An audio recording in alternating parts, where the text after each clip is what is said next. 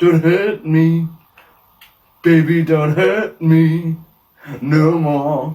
This movie was massive when it came out. It had such a positive critical response and such a positive cultural impact, and I don't want to dismiss that. However, sadly, when I personally think about this film, the two things that stick out to me are the clunky writing and the really bad VFX in the final battle. Like, that was such a bad finale. In a dark tunnel with dark costumes, badly CGI'd, it looked like a video game. But it's not just the end. To me, there's quite a bit of my king. Like, the Okoye relationship comes out of nowhere with the guy from the border tribe, and just some of the jokes just don't land. I just find it really clunky and silly that, like, Shuri calls Martin Freeman's character colonizer. It's really clunky. Those are like my nitpicks, and that's what always sticks out to me about this film.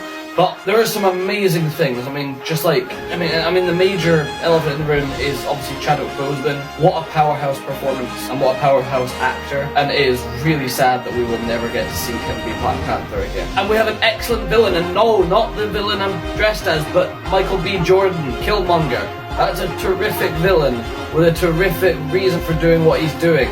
More villains like this, please, in the MCU. Andy Serkis is always charming. He was the best bit of the Batman when he was being Alfred. He's incredible in Planet of the Apes movies. He's incredible in Lord of the Rings.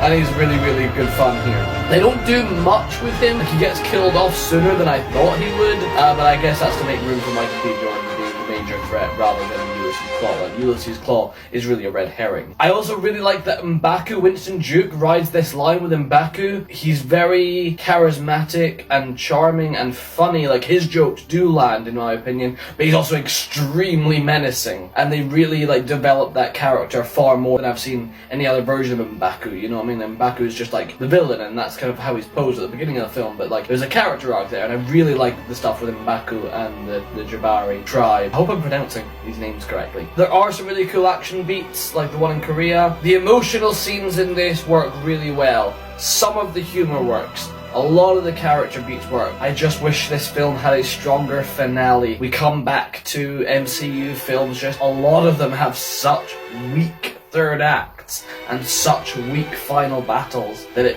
really is and like, given that that's the note that the film is ending on, like, that's how the film is ending, that's what sticks in your mind. I'm glad that this movie had the cultural impact it did, and I'm glad that people loved it, and I'm glad that people felt represented. It's just not one of my favourites, but it is good, and I hope you can see just by its place in this list that I do enjoy this film. I think this movie's influence and impact on the world is more effective than the film itself.